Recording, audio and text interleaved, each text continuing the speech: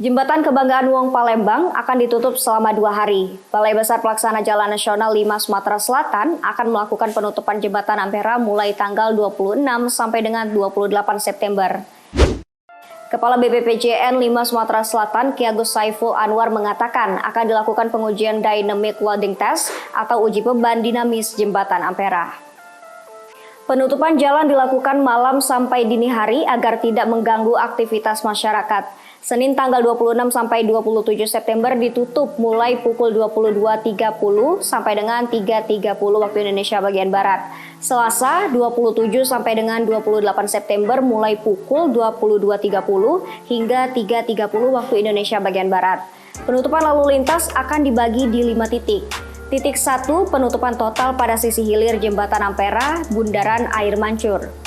Lalu lintas diarahkan melalui Jalan Merdeka menuju Jembatan Musi 6. Titik 2, penutupan total pada sisi hulu Jembatan Ampera. Lalu lintas diarahkan melalui Jembatan Musi 4 dan Musi 6. Titik 3, penutupan dari Kertapati belok kiri menuju Jembatan Ampera sehingga lalu lintas dialihkan ke arah Pelaju Musi 4.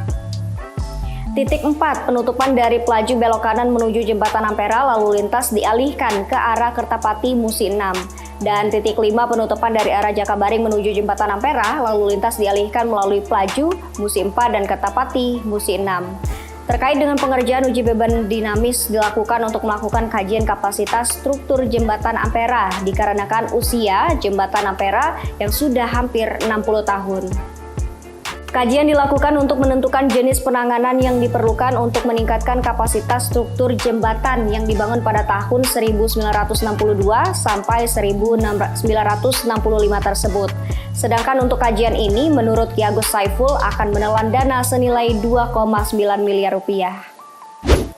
Kajian dilakukan untuk menentukan jenis penanganan yang diperlukan untuk meningkatkan kapasitas struktur jembatan yang dibangun pada tahun 1962 hingga 1965 tersebut.